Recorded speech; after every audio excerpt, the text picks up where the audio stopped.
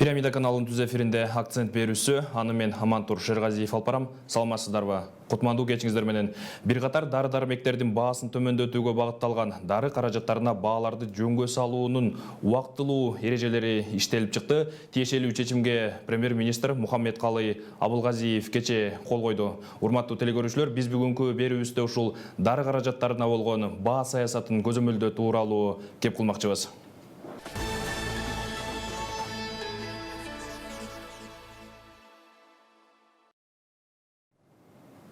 Акцент берүүсү адаттагыдай эле түз эфирде иштеп жатат. Андыктан өзүңүздөр кызыккан суроолор болсо 59 20 55 номерлерине байланышка чыгып жооп алсаңыздар болот. Бишкек шаарынын коду 0312. Урматтуу телекөрүүчүлөр, сиздердин суроолоруңуздарга, биздин суроолорубузга жооп берүү үчүн студиябызга атайын конокторду чакырганбыз. Анда эмесе коноктор менен тааныштыра кетсем, Нургүл Аднаева, өкмөттүн аппараттын социалдык өнүгүү бөлүмүнүн эксперти. Ошондой эле Мариям Жанкорозова, саламаттыкты сактоо министрлигинин фармацевтикалык ишмердүүлүктү уюштуруу башкармалыгынын башчысы. Ошондой эле монополияга каршы күрөшүү кызматынын өкүлү Аскат Азарбеков мырза. Саламатсыздарбы? Урматтуу коноктор, студиябызга кош келипсиздер. Анда эмесе маегибизди баштай берели. Мына ушул Кыргызстандагы дары-дармекке болгон баа саясатын көзөмөлдөө боюнча чечимге кече өкмөт башчы Мухаммедкалый Абылгазиев кол коюптур. Эң алгач ушул чечим тууралуу, анын мазмуну тууралуу айтсаңыз, баа саясатына көзөмөл кылган чечим бул кандай максатта жасалды, кандай тартипте ишке ашат, натыйжасы кандай? Рахмат, саламатсыздарбы?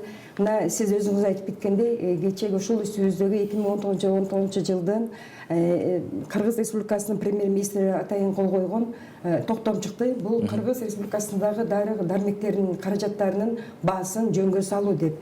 Бул негизги максаты азыр биздин Кыргыз Республикадагы келип жаткан дары-дармектердин баасын бир калыпка, бир негизге алып келүү болуп саналат. Бардыгыбызга белгилүү болгондой, мына Кыргыз Республикасы 28 жыл болду биздин эгемендүүлүгү болгонубузга. Ошол жылдан бери бир да жолу бул дары-дармектердин баасын жөнгө салуу саясаты жок болгон. Демек, дары-дармек эч кандай баасы ар түрлүү эркин болгон. Бишкек шаарында башкача, башка Ош шаарында же башка биздин республикадагы башка региондордогу бир эле дары-дармекти алсак, анын баалары ар түрлүү. Бардыгыбызга белгилүү, элибиз бардыгы билет. Бул жөндө аябай көйгөйлүү маселелер көтөрүлүп келе жаткан. Ошондуктан биздин президентибиздин атайын саясаты бар. Биздин элибизге сапаттуу, коопсуз, натыйжалуу бере турган дары-дармектердин баасын жөнгө салуу болуп саналат. Ошондуктан биздин Кыргыз Республикасынын өкмөтүнүн тарабынан атайын ушундай убактылуу эреже иштелип чыкты. Бул эреженин негизги максаты калкыбыз дары-дар ооруп калган учурда дары-дармекти жеткиликтүү баада сатып алуу болуп турат. Кайсы жерде болбосун, Баткен областындабы, Нарын областындабы, Чүй областындабы же Бишкек шаарындабы биздин элибизге бирдей өзүнүн укугун коргоо үчүн сапаттуу дары-дармек менен, бирок баасы бир калыпта, бир баада сатылган дары болуш керек деген. Эң негизги максат ошондой. Жогоруда мына сөзүңүздү айтып өттүңүз, убактылуу эреже деп. Эгерде убактылуу боло турган болсо, кайсы мөөнөткө чейин бул чечим күчүндө болот? Эмне үчүн убактылуу болду? Муну биротоло эле дары-дармектин баасына биротоло көзөмөл кылып коюу мүмкүнчүлүгү жокпу бизде? Абдан туура суроо. Бул күнгө чейин жогоруда айтып кеттим, биздин дары-дармектер ушул өлкөбүзгө келип жаткан дары-дармектердин баасына чек коюлган эмес, ар түрлүү эркин баада сатылып келген. Ал эми эмне үчүн бул убактылуу эреже деп аталат? Себеби дегенде бул биздин республикасынын тарыхында биринчи жолу дары-дармектин баасына жөнгө салуу механизм кирип жаткандыктан, биринчиден багы ар бир этап жакшы жумуштун этабы болот эмеспи?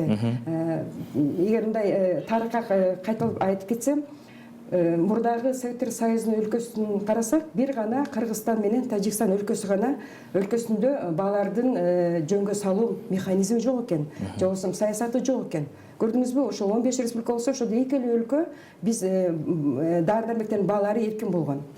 Ошондуктан бул биринчиден 2017 жылы бардыгыбызга белгилүү болгондой дары-дармектерди жүгүртүү боюнча абдан чоң жакшы мыйзам кабыл алган. Ошол мыйзамда биринчи жолу тарыхыбызда саламаттык сактоо системасына, деги эле Кыргыз Республикасында биринчи жолу бааларды жөнгө салуу деген механизм кирди. Бул абдан жакшы. Канча мөөнөткө Кайсы мөөнөткө чейин? Бул деген 1 жылга чейин мөөнөт берилип атат. 2021 жылга чейин бул иштелип бүт биздин республикадагы аптекалар боюнча аптекаларда иштелет. Ошондуктан бул убактылуу деп. Эмне үчүн убактылуу? Биринчиден башка өлкөлөргө караганда бүт республикасынын өлкөсүнө келген дары-дармектердин бааларына жөнгө салынган механизм келген. Ал эми Кыргызстанда биринчи баштапкы этап болуп баягы дары-дармектерди жеңилдетилген шартта берген атайын бир кошумча программа бар.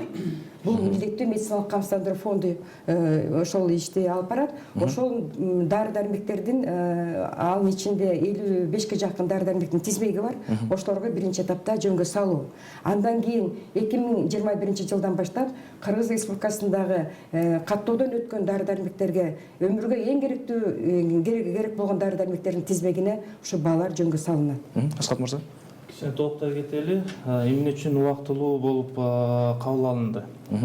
Биринчиден ушу жогоруда айтылып өткөндөй 1991 жылдан баштап биз эгемендүүлүккө ээ болгондон баштап бизде дары-дармек рыногунда либерализация болгон. Эмне себептен? Анткени үчүн бизде дары-дармекти чыгарган ишканалар жок. Аны жокко эсе десек болот. Рыноктун 3 пайызы Кыргызстанда чыгарылган дары-дармектер. Биз импортко муктажбыз. 97% Кыргызстанга келип аткан, Кыргызстанда колдонулуп аткан дары-дармектердин баардыгы башка өлкөлөрдөн келип жатат. Ошол себептен биз буга чейин сунушталып келинген эрежелер, буга чейин сунушталып келген механизмдер, жөнгө салуу механизмдер кабыл алынган эмес. Анткени үчүн дефицитке алып келүү коркунучу бар болчу. Анан азыр ушул өзүнүн ар нерсенин өзү тарыхый дагы ушундай бир убактысы келип жетет экен. Ошол убакыт келип жетти. Мына 2017 жылы август айында Кыргыз Республикасынын ошо дары каражаттарын жүгүртүү жөнүндө мыйзам кабыл алынып, анын 6-беренесинде, 21-22 беренесинде ушу дары-дармектердин жөнгө салуу, баасын жөнгө салуу ушу мамлекет тарабынан, өкмөт тарабынан жөнгө салуу механизми каралган. Ошол мыйзам кабыл алынгандан кийин мынакей саламаттык сактоо министрлиги, монополияга каршы агенттик мынакей өкмөт алдында болуп бир чоң жакшы иш топ түзүлүп, ошол иш топ ушул убактылуу эрежени иштеп чыкты. Жана ошо жогоруда айтып кеткенде, бул убактылуу эреже 2021 жылга чейин кабыл алынды, күчүндө болот. Бунун бирден бир себеби биз өзүбүз ошо жөнгө салуу механизмдерин киргизген менен элге кайра залал алып келип албайлы. Дары-дармектерге дефицит болуп калбасын. Анткени үчүн ошо дистрибьютор деп коет, дары-дармектерди ташып келүүчүлөр, фарм компаниялар. Ошолор кызыкчылыгы жок болуп калып, биз баягы катуу көзөмөлгө алып алган учур болсо, аларга кызыкчылык жок болуп калып, дары-дармек жок болуп калса, бул өтө чоң коопсуздукка алып келиши мүмкүн. Ошондой коркунучтарды жокко чыгаруу максатында биз ушундай сунуштарды берип атабыз. Кандай ошо апробациянын жыйынтыгы менен кандай жыйынтыкка алып келинет, кайсыл учурда кайсыл механизм туура келет. Дүйнө жүзүндөгү практика мынакей жогоруда айтылып кетти, мамлекет тарабынан дары-дармектерге жөнгө салуу механизмдери бар. Бул 3-4 түрү бар. Биринчиси бул ошол кайсы каражаттардан түзүлөт, кайсыл чыгымдардан түзүлөт, ошо дары-дармекке болгон баа деп мамлекет тарабынан көзөмөлгө алынат. Экинчи механизми, биз алган механизм. Бул ошо референттик бааларды башка мамлекеттер, мындай башкача айтканда, жалпак тил менен айтканда, салыштыруу жолу менен башка мамлекеттерде канча экен баа деп ошо бир 7-8 мамлекетти карап, бизге биздин шартка ылайыктуу, бизге жакын, биздин экономикабыз, биздин шартта элдин каражат төлөө каражатынын мүмкүнчүлүгүн карап туруп, ошого жараша биздин баа кандай туура болот. ошо орточо баасын алуу механизми ушул убактылуу эрежеде берилди. Демек 2021 жылдан кийин дагы баягы анализ жүргүзүлүп, эгерде баягы базар, рынок өз мындай тартип бузулбаса, жанагындай дары-дармектин дефицити байкалбаган болсо, бул чечим мындан ары да иштеп кетүү мүмкүнчүлүгү бар да демек. Эми азыр учурда ушу анализдердин жыйынтыгы менен биз божомолдорду берип атабыз. Мисалга алып келсек, эгер ошондой дефицит боло турган болсо, балким биз мамлекеттик ишкана түзөбүзбү деген сунуштар болуп атат. Дары ташыган. Эгер баягы жеке менчик ишканалар алып келбейбиз деген болсо, анткени улуттук коопсуздук деген бар. Дары-дармектерди алып келүүдө коопсуздукту камсыздоо. Бул ошол атаандаштык чөйрөсүндө эң жакшы саясат, мамлекеттик саясат. Бул атаандаштыкты өнүктүрүү болуп эсептелинет. Ошол атаандаштык жаатында болгон дары-дармектердин баасы өзү эле төмөн болот негизинен. Бирок жана жогоруда айтылып кеткендей, Кыргызстан боюнча жогорку деңгээлин биз аныктап беребиз, жана орточо баасын. Ошол аныкталып берген, бул Саламаттык сактоо министрлигинин алдындагы департамент аныктап берет да. Ошол баадан төмөн деле сатылышы мүмкүн. Бирок ал баадан жогору сатылбаш керек деген эреже ошо убактылуу эрежелерде камтылды. Чоң рахмат.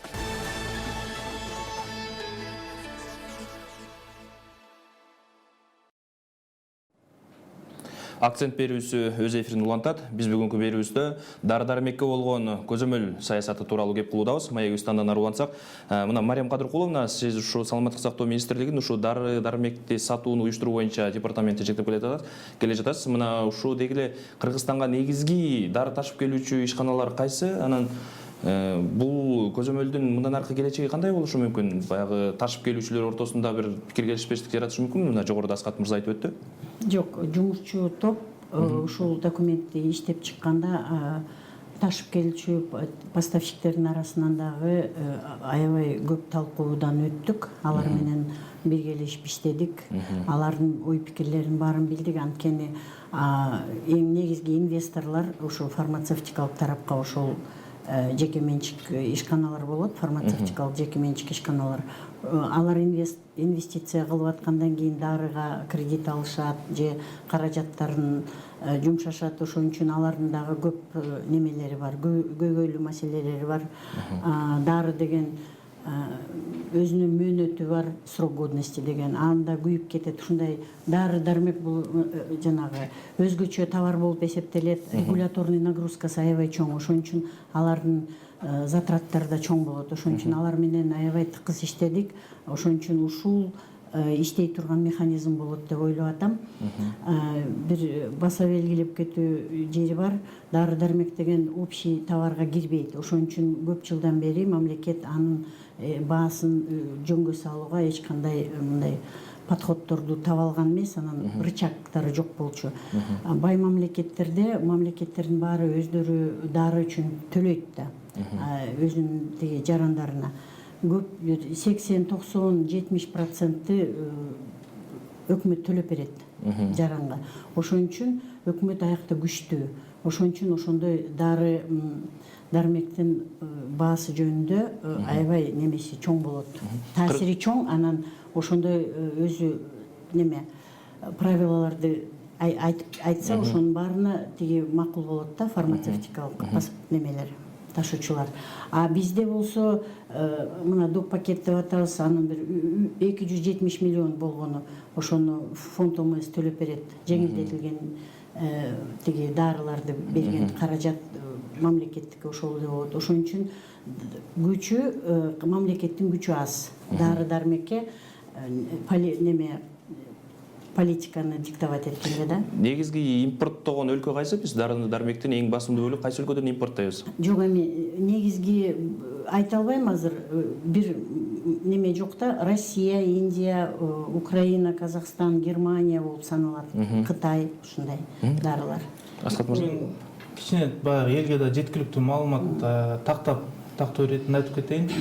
Азыркы убактылуу эрежелер болгону 56 дары-дармекке киргизилди. Бул бир 300дөй торговый наименование деп коет, бул брендтерге. Мындайча айтканда, бул азыр элге дары-дармектин баарына тең жөнгө салуу механизмин кириптирди. Адашуу болбосун элде. Ошо болгон ошол 56 дары-дармекке жөнгө салуу механизмдери кирди.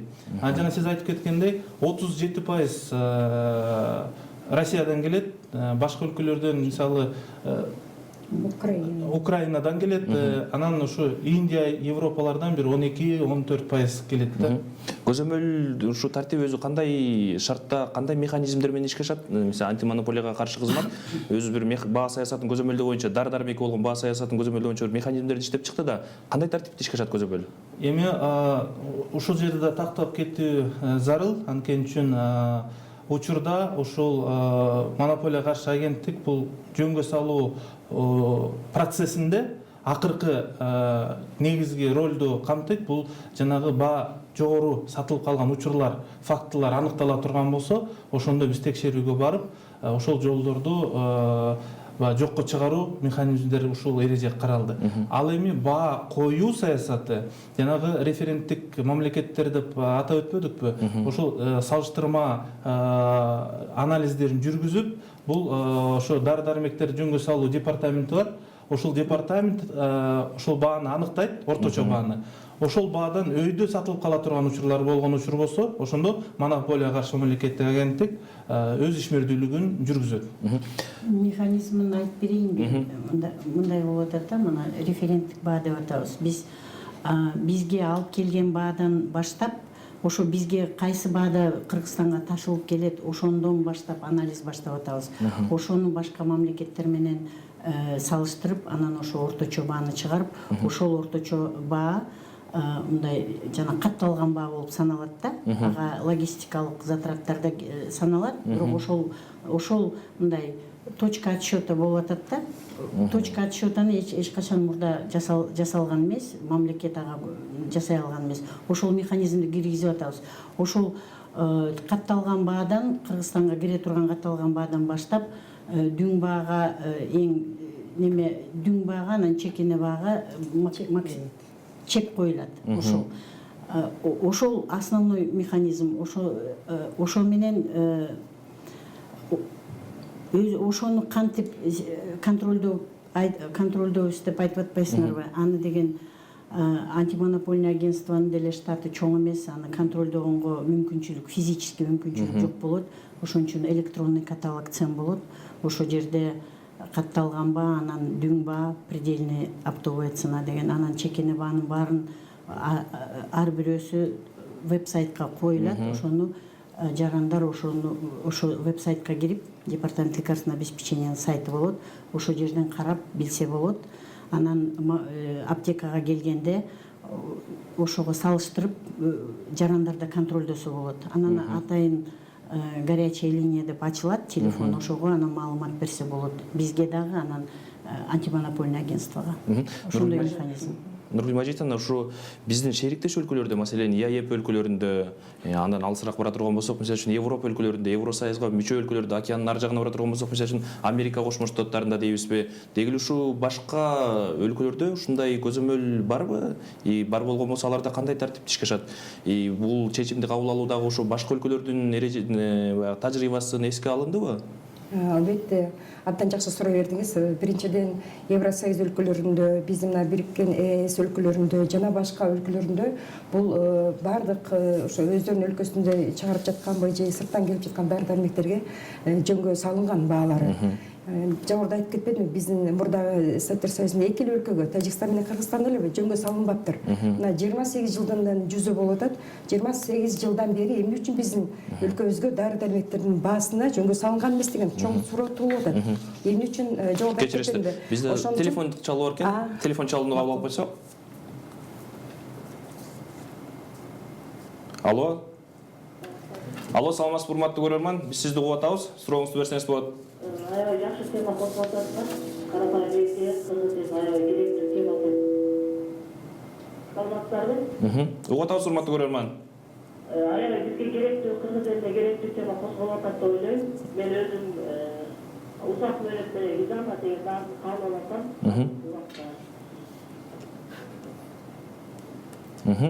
Көрөрман, биз сизди угуп атабыз. Мен ушул визаманы алганда бир аптекадан аябай кымбат алам, мисалы үчүн 4680. Бир аптекадан 4280 элүү алам. Geçen yakında Kayvayla başladı Afrika'dan 350 de baktım da. Ayrılması 1000'den aşık doladı. 1000'den aşık. Eğer oşul bizge bağlı ayağında evlenmesine taşıdıksa bir de sen ağam tabii şimdi. Чоң рахмат, урматтуу көрөрман, сурооңуз үчүн рахмат. Ошо жөнүндө азыр айтып атабыз да, ошол механизм кирген жатат. Дары дармектин өзгөчөлүгү бар. Мамлекеттик каттоодон өтпөйүнчө Кыргызстанда сатылбайт. Ошол мыйзамга ылайыктуу. Ошон үчүн кээ бирде бир эле өндүрүүчү же эки эле өндүрүүчү ошону Кыргызстанга каттап калса, аны монополист болуп калып атпайбы, анан каалаган баасын коет да. Азыркы механизм киргенде ал Кыргызстанга кире турган баасы катталат, ошондон кийин баанын чоңураак болсо азыраак наценка болот, төмөнүрөөк болсо көбүрөөк наценка болот, ошондой өзүнчө шкаласы бар ошол механизмде. Ошо менен гана чектелип, дүң баа менен чекене баа чектелип берет. Ошондон аша албайт. Ошондо ушундай чоң разброс болбойт да, сиз айтып аткандай. Биз кечиресиздер, бизде дагы бир телефон чалып баркен, аны кабыл алып койсок, андан ары маегибиз уланталы. Алло. Алло, урматтуу көрөрман, саламатсызбы? Биз сизди угуп атабыз, сурооңузду берсеңиз болот.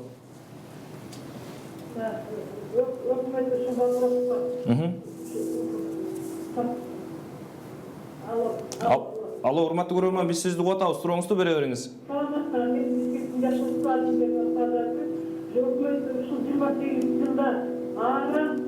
Арам ушул вопросу коятканына өкүнүштүү. Ушул жылда канча алынган дарылар бүт бана койсо эки тактылардын баары туурабы? Туура. Анан азыр айтайын деген кайсы дарыларга кабарлатып болот. Билимдерге барып ошондой болсо жок болсо жок деп койсоңор. Саламатсызбы, Садат Плеже, рахмат сурооңузга. Ошол 28 жылдан деп айтканым туура, ачык ачык бардык нерсени. Бул проблема болгон. Биринчиден 97-жылдан баштап мыйзамыбыз, дары дармек боюнча мыйзам эски ойдон кала берген, каралган эмес. Ошон үчүн 2017-жылы гана биринчи жолу жаңы механизмдер менен бааларды жөнгө салуу механизмдерин жана башка коопсуз, сапаттуу дары дармектерди менен камсыз болсун деген жаңы мыйзам кабыл алынган. Бул жерде жогорку кеңештин, президенттин, өкмөтүбүздүн баардыгы белгилешкен жумушу болуп саналат. Бул сурооңузга мындай деп жооп бергим келет да. Демек бизде ошондой рычаг болгон эмес. Экинчиден багы көз каранды болгондон кийин баарды эрки рынок механизмине таркатып жибергенбиз. Үчүнчүдөн ошондой дары дармекти баасын жөнгө салуу боюнча бизде механизм болгон эмес, мыйзам тарабынан каралган эмес. Ошондуктан 17 жыл гана биз ушундай жумушту ишке алып барабыз. Бул дагы кеч эмес. Кудай буйруса дагы алдыда көп жакшы максаттар, элибизге жеткиликтүү боло турган дары дармектерди алып келгенге, шарт түзүп бергенге биз мына иштеп жатабыз баардыгыбыз. Дагы бир телефон чалып баркен, аны да кабыл алып, андан ары улантсак. Алло, саламатсызбы, урматтуу көрөрман, биз сизди угуп атабыз, сурооңузду берсеңиз болот. Да, можно я там скажу? Да, конечно, можно. Вы знаете, я хотела сказать, вот нельзя ли еще сделать, чтобы во всех аптеках лекарство было по одной цене, хотя бы. Вы знаете, мы идем, вот, допустим, я инвалид второй группы, я иду покупать в одну аптеку, а через где-то, когда выписывается с больницы, идем в другие аптеки, они там дороже, или наоборот меньше. И вот душа болит. В нашей пенсии это очень тяжело. Вот мы... Я хотела сказать, нельзя ли это вот как-то сделать, порегулировать, что ли? Спасибо за ваш вопрос. Спасибо. Тогда я вам отвечу на русском, да? Вот сейчас мы идем к этому пути, но более таким мягким способом. Если жестко зарегулировать и поставить как бы по всей стране одну цену, как, например, сделал Азербайджан, конечно, мы тогда уменьшаем возможность использования других конкурентных механизмов. Но сейчас механизм будет такой, что верхний потолок цен будет один на каждое торговое наименование, то есть выше, потолок единый, выше нельзя будет продавать. Вот это тоже таким образом наших граждан страхует от переплаты. Но ниже, если аптека может и хочет конкурировать, ниже надо ей дать возможность, ниже она может продавать. Поэтому таким образом мы сейчас переходим к единым, самым предельным ценам. Но это не значит, что ниже нельзя продавать, поэтому единых цен добиться будет невозможно. Но тем не менее, мы говорим, регрессивная шкала торговых, оптовых и розничных наценок будет будет использоваться. И поэтому сверх прибыли, как раньше могли там и 50, и 100% набавить, фирмы не смогут. Они могут добавить максимум 30%, 25%, 15% в зависимости от цены. Чем дороже препарат, тем меньше будет наценка. Урматтуу коноктор, бизде дагы бир телефон чалып бар экен, кабыл алсак. Алло, саламатсызбы, урматтуу көрөрман, биз сизди угуп атабыз, сурооңузду берсеңиз болот. Саламатсыздар. Можно я тоже на русском скажу? Да, пожалуйста. Хотим спросить, а инвалидам раньше выдавали на год где-то на 300 или 400 сомов. У меня муж инвалид. И вот будет такие эти скидки или типа пособия это инвалидам? Существует программа государственных гарантий, существует система сооплаты. И, соответственно, все предусмотренные законодательством льготы для граждан с ограниченными возможностями здоровья, они на сегодняшний день работают. И вы можете обратиться в ФОМС, если данные льготы вам не предоставляются. И обязательно положенная льгота вам будет предоставлена. Дополнение. Как ваш супруг, получается, инвалид, не знаю какой группы, он является застрахованным, во-первых, и имеет право на всех уровнях организации здравоохранения получить бесплатные услуги. А в части лекарственного обеспечения он имеет право получить со скидкой по дополнительной программе обязательного медицинского страхования в аптеках. Значит, если одно лекарство стоит 100 сомов, он имеет право получить на 50 сомов скидку. А это как раз дает ему возможность приобрести более необходимую, более по низкой цене. Бізде дағы бір телефон чалып бар, урматтуу коноктор. Алло, саламатсызбы, урматтуу көрөрман, биз сизди угуп атабыз, сурооңузду бере бериңиз.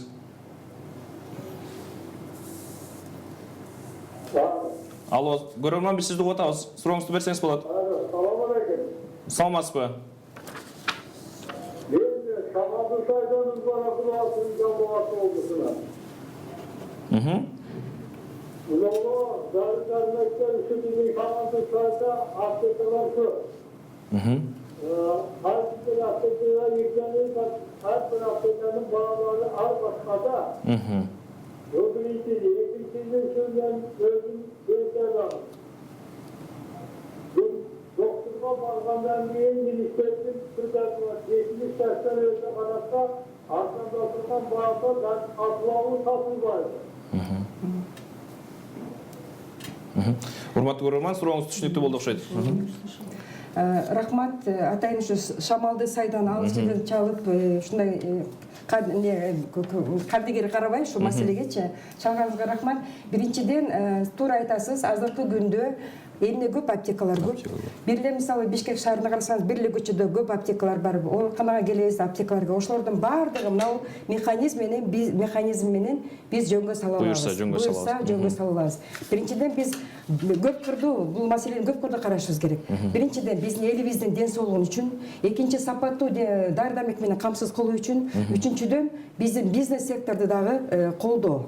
Ар тараптуу колдоо менен биз жакшы ийгиликке келебиз. Ал эми сиздин сурооңузга албетте 70 жаштан жогору деген бул туура эмес. Себеби дегенде милдеттүү медициналык камсыздандыруу боюнча камсыздандырылган адамдар болуп, биздин улуу адамдар, пенсионерлер, жаш балдар, 6-га чейин иштеген адамдар жана ушулга чейин көп категориялар кирет.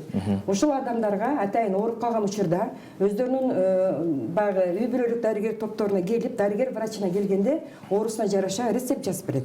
Ал рецепт менен аптекага барганда ошол рецепттин кайсы дары-дармек жазылып берип атат. Ошого карап бааны 50%ке чейин, пайызга чейин мындай арзандатылып берет да. Бул деген бир гана камсыздандырылган адамдарга гана тийиштүү.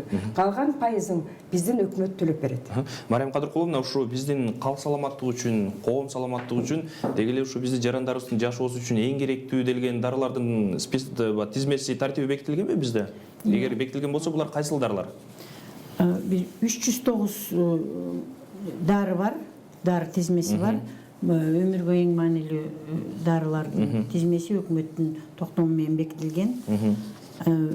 Анан эми бул мен кошумча айтып кетейин коллегаларыма. Атайын бул Кыргыз Республикасынын өкмөтүнүн токтоо менен өмүргө эң керектүү болгон дары-дармектин тизмектери берилген. 300 тоннага жакын бул тизмек келет. Ошол тизмекте кандай оору бар болсо, ошол ооруларга эң керектүү болгон сапаттуу, коопсуз дары-дармектер, анан медициналык жактан, илимий жактан аныкталган дары-дармектердин тизмеге кирген. Ушул жерден эле дагы бир суроо бергим келип турат. Мына Кыргызстанда кургагучулук, анын ичинде рак илдети, кант диабети, жогорку кан басым, жүрөк оорулары баягы калктын калың катмарын камтып, баягы ушул илдетке чалдыккан жарандарыбыздын саны көбөйүп атат да. Анан ошол эле учурда ушул илдетке чалдыккан баягы ушул ооруну айыктыра турган дары-дармектер, препараттардын баасы тилекке каршы өтө эле кымбат. Анан ушуларды бир көзөмөлгө алып, биздин жарандарыбыз үчүн баягы арзандатуу мүмкүнчүлүгү барбы бизде? Ушул саясат негизинде. Маселен, сырттан келген... Албетте, ошондой мүмкүнчүлүктөр көп болуп атат. Бирок ошонун бирөөсү азыркы кирип аткан механизм болуп атпайбы. Анан эми кант диабеттики анын тендер менен сатылып алат, ал механизми башка. Бирок азыр кант диабети кошумча медициналык доп программага кирсе, ал дагы ушул механизм менен кетет баалары. Анан мен сиздин сурооңузду түшүнбөй калдым ошо. Ошол бүт сиз айтып аткан тиги ооруларга дарылай турган дарылардын баары могу перечень жизненно важныхка кирет да. И көпчүлүгү бүгүнкү механизм доп пакеттин дарыларына кирип атат. Мен сурайын дегеним ушул жогоруда атап өткөн ооруларга даба боло турган дарылардын сырттан келген баасы кандай да, анан бизде кандай сатылып атат? Эгерде ушул чечим ишке ашкандан кийин баа көзөмөлгө алынган ушулардын бир арзандашы күтүлөбү деген таризде сурадым эле. Ооба, арзандашы күтүлөт. Анткени мурда башка чет өлкөдөн кымбат ташылып келип аткан болсо, биз башка жана референттик өлкөлөр менен салыштырабыз да. Ошондо ошолордун орточо баасы менен алып келип бересиңер деп айтабыз, ошондой шарт коюлат. Ошон үчүн Кыргызстанга биз мурда анализ жасасак, кээ бир дарылар башка мамлекетке караганда аябай эле кыйла өйдө баада алынып келип атыптыр. Ошондо бизге кире турган бааны дагы биз көзөмөлгө алып атпайбызбы? Ошонун артынан дагы баа түшөт. Анан кийин могу эң жанагы дүң баага, анан чекене баага коюла турган наценкалардын баары дагы азыр регулироваться этет да. Ошол механизмдин арты менен баа түшүшү мүмкүн аябай эле. Ошону күтүп атабыз да биз. Андан тышкары ошо аптекалардын ортосунда жана оптовый поставщиктердин ортосунда өзүнүн дагы атаандаштыгы болот да. Ошон үчүн ошонун аркасы менен дагы баа түшөт. Ошондой көп мындай механизмдерди бир эле инструментти колдонбой, экинчи инструментти колдонуп атабыз. Чекти коюп атабыз, мындан өйдө болбойт деген баа. Ошо эң өйдөңкү баалар бүт аптекада бир болгон жатат. Бирок ылдый болушу мүмкүн. Анткени аптекалар бири-бири менен атаандаштык болгондо ошонун арты менен да баалар түшөт да. Чоң рахмат. Мисалы, бир мисал айтып коеюн, элибизге түшүнүктүү болуш үчүнчү. Мисалы, мен коллегам айтып кетпеди, бир чек коебуз депчи. Мисалы 600 сом дейли. Чек коюлду Кыргызстанда. Ошо 600 сом, Баткенде дагы 600 сом болот. Нарында дагы 600 сом болот, Бишкекте дагы 600 сом болот. Мына Шамалдын сайдагы агай туура суроо берди. Эмне үчүн аптекаларда бир эле дары моунча турат? Эжеке дагы суроо берди. 1000 турса, экинчи мисалы Каракулчада 1500 сом турат. Ал эми Чоңлайда 3000 сом турат деп. Ошол баалардын баардыгын жөнгө алып келип турган механизм ушул болуп атат. Эми албетте элибизге бир жакшы түшүнүктүү болуш үчүн биз өкмөт тарабынан, биздин министрликтер тарабынан түшүндүрүү иштерин аябай жүргүзүшүбүз керек. Ар бир айылдагы айыл өкмөттөрү мененби, биздин главврачтар менен кошо бул жумушту жүргүзбөсөк, элибиз түшүнгөндө гана аны бизге жардам берет. Мен бир кошумча кылайын деп атам да. Бул жерде атаандаштык такай эле мындай башка товарларга окшоп базар атаандаштыгы закондору иштебейт да. Дарыныкы башкача. Анткени мамлекеттик каттоодон өткөндө кээ бирде бир эле өндүрүүчү каттоодон өтөт, анан ал мындай естественный монополист болуп калат да Кыргызстанда. Бирок ошол каалашынча баасын коюшу мүмкүн да. Оптовый розничный бааларын кое берет. Азыркы механизм болгондо ал ошол эрежеге ылайык же 20%, же 15% коет дүң баасын тиги кошот да. Анан розничный баасы дагы ошого эрежеге түшүп калганда, ошол единственный монополист ну как бы антимонопольный регулирование болуп калып атат да ошол жерде. Ошентип биз жарандарды коргоп атабыз. Чоң рахмат.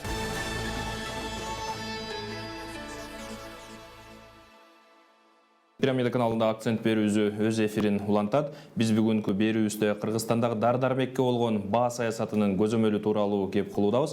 Маегибизде андан ары улантсак, мына Нургүл Мажитовна, мен ушул жерден бир нерсе сурагым келип турат. Кыргызстанда деги эле ушу сырттан ташылып келген дары-дармектердин бир бирдиктүү базасы барбы? Баягы көзөмөлгө алган ушундай деген дарыгерди бардыгы баягы мындай ачып карап ала турган база барбы мисалы үчүн? Же ар ким каалаган дарысын эле ташып келе береби? Баягы мен коллегаларым айтып кетпеди, биздин республикада импортто мындай көз карандуу өлкө. 97%га жакын дары-дармек сырттан келет, 3% биздин жергиликтүү өндүрүштөрүбүз эле бар. Албетте ошол бүт бардыгы мындай башаламан болуп атпайбы? Каалаган дарыны алып келип, ал катуудан өтүп атабы, контрабанда, фальсификация болуп келген дары-дармектер келип, сапаттары начарлап жаткан фактылар бар. Буну ачык айтыш керек. Ошонун бардыгын тартипке келтирүү үчүн биздин өкмөтүбүз атайын дары-дармектердин улуттук базасы деген бир концепция иштеп чыккан. Бул концепцияны бардыгы эле 3 жылдан бери айтып атабыз. Бул жакшы жумушту ордунан жылдыруу оор. Анын үчүн биринчиден адамдардын түшүнүгү, экинчиден шарт түзүп берүү биздин өлкөбүздө, үчүнчүдөн баягы акча каражаты. Бирок акча каражаты деп карап отурбай, саламаттык сактоо министрлиги жана башка министрликтер менен бирдикте бул концепциянын ишке ашырып 2 этап бүтүрдү. Бунун эң негизги максаты болуп, биздин өлкөгө келген чек арадан баштап, дары-дармектер киргенден баштап, керектей турган адамдарга жеткен жолу, ошонун бардыгы электрондук жол менен дары-дармектердин кыймылы көрүлүп турат. Мына биздин президентибиз айтып атпайбы, саясаты биздин өлкөбүз санариптештирилген өлкө болуш керек деп. Бул абдан туура. Адамдарды убара кылбай, кагаз издеп, айылдан шаарга дары-дармек издеп келбей, ошол электрондук базаны карап туруп эле, кайсы дары-дармек кандай баада, кайсы өлкөдөн келип жатат, кандай сапатты экен, ошол каттоодон өттү экен деген маалыматтарды биздин жөнөкөй калкыбызда алганга шарт түзүлүп жатат. Азыркы учурда биринчи этап бул ошо дары-дармектердин келген өлкөлөрдүн баардыгын каттоодон өткөзүп, аларга бир бирдиктүү код берип, мисалы аспирин Бишкекте кандай код бар болсо, ошол аспирин чоң айда дагы ошондой код менен жүрүш керек да. Ошо дарынын кайсы кыймылы аптекада болот дабы, же адам сатып алдыбы, же ал складдабы, же ооруканада ошол дары бир эле дарынын кыймылын бере алабыз. Электрондук бул кагаз, отчет, телефон чалбай, ошол электрондук компьютерде карап туруп эле ошол кыймылын чек арадан келдиби, аптекага бардыбы, складка түштүбү, же биздин бир жараныбыз сатып алдыбы деген баардыгын кыймылын карап турабыз. Бул биринчи дары-дармектердин кыймылын тартипке келтирүү. Бул абдан чоң маселе. Бунун эң негизги максаты биздин элибизге ушу жеткиликтүү медициналык жардам алууда сапаттуу, баягы контрабанда менен келген дары, фальсификация болуп келген дары-дармек менен камсыз кылбоо болуп саналат. Экинчиден, акча каражатын үнөмдөө. Себебинде айтып атпаймынбы, мына биздин эжекелерибиз эмне үчүн бир аптекада 1,5 миң, экинчи жерде 500 сом болуп турат. Ошолордун баардыгын жөнгө салып, биздин элибиздин укугу бузулбагыдай баардыгына бирдей тартипте, бирдей укукту беришибиз керек. Ошол база түзүлүп атат. Кудай буйрса жакында мына коллегаларым айтып кетет, биринчи ийгилигин көрүп, элибизге дагы айтып беребиз. Чоң рахмат. Аскат мырза, ушул жерден жогорудан бери сурагым келип турат. Эгерде мына ушул белгиленген, сиздер тарабынан белгиленген баадан жогору баада саткан дарыканаларга кандай чара көрүлөт? Негизинен учурда ушул эреже иштелип чыгып аткан учурда биз ушу бузуулар жөнүндө кодекс бар. Бузуулар жөнүндө кодекстин 218 беренеси бар. Бул ушу баалар өз коюлган баадан жогору сатылган учурлар болсо, экинчи даражада айыппул салынат дегенчи. Бирок бул азыркы бар механизмда учурда монополияга каршы мамлекеттик агенттик жаңы механизмдерди иштеп чыгып, азыр жогорку кеңешке, өкмөткө сунуш берип атат. Ушу ушундай бузуулар аныктала турган болсо, айыппулдар кандай болот? Биринчиден, экинчиден ушу атаандаштык чөйрөсүндө деги эле ушундай эрежелер бузулуп аткан учурларда бул деген абдан чоң, эми Кыргызстан үчүн абдан чоң суммада каражаттар болуп аткандан кийин балким ошол бир таап аткан пайдасынын бир бөлүгүн айыппул катары мамлекетке которуп алуу маселеси сунушталып атат. Эми жана жогоруда айтылып өткөндөй ушу бизнес жаатында дагы албетте булар ушу налогторду, салыктарды төлөөчүлөр болуп эсептелинет. Ушу экономиканын локомотиви болуп эсептелингендиктен эки тарапты теңдей карап тең салмактуулукту алып келишибиз керек да. Ошондой бир сунуш механизмдер да кирилип атат. Мен дагы бир өзүм ушу кошумча иретинде айткым келип жатат. Кыргызстандын ошо фарм рыногун айта кете турган болсок, бунун өзгөчөлүгү бул өтө чакан болушунда да. Бул чакан болгондугуна байланыштуу бизге дары-дармектерди алып келүү дагы кызыкчылыгы фарм компанияларда жок. Ошон үчүн жанагындай онкологиялык ооруларга ушу такыр келбей жаткан дары-дармек, жана сиз айтып кетпедиңизби, кургак-учуктар. Ошондой учурларда бизде эми баягы проценттик жагынан, пайыздык жагынан ала турган болсок, чынында элге карата көп болгону менен сан жагынан ала турган болсок, ал оорулар аз эле болуп эсептелгендиктен дарылар дагы аз келет да. Демек, келген соң, аз келген соң булардын баасы дагы жогору болот. Анан булар ошол себептен фарм компаниялар бааны жогору коюп атышпайбы? Ошол механизмди жөнгө салууну биз сунуштадык азыр. Бул кандай сунуш? Анткени чоң рыноктор бар. Биз ЕАПке кирдик деп атабыз. Чоң рыноктор болуп, мисалы Россияга окшогон. Биз айтып атабыз, Россия, эгер биз бир ЕАПте болуп аткандан кийин Россияда алып аткан шарттар менен биздин фарм компаниялар дагы алсын, анан жана ортодогу чыгымдарын кошуп туруп, элге жеткиликтүү баадагы дарылар жеткирилсин. Бул аталган эрежеден сырткары ушу монополияга каршы агенттик менен сунушталып, Кудай кааласа ушу 25-27 сентябрда өткөн Евразиялык жумалыкта сунушталды. Азыр ушу ЕАП менен колдолуп, ошол протоколго кирилип, бул механизмдерди иштейт. Аскат мырза, кечиресиз, биздин берүүбүзгө бөлүнгөн убакыт ушуну менен аягына келип жетти. Урматтуу коноктор, бизге келип суроолорубузга жооп бергениңиздер үчүн терең ыраазычылык билдиребиз. Урматтуу телегөрүүчүлөр, акцент берүүсү ушуну менен аягына келип жетти. Биз бүгүнкү берүүбүздө Кыргызстандагы дары-дармекке болгон баа саясатынын көзөмөлү тууралуу кеп кылдык. Биздин берүүлөрүбүздү Пирамида каналынын социалдык тармактардагы жана YouTube'дагы расмий баракчасынан көрсөңүздөр болот. Кийинки эфирден амандашканча сак саламатта туруңуздар.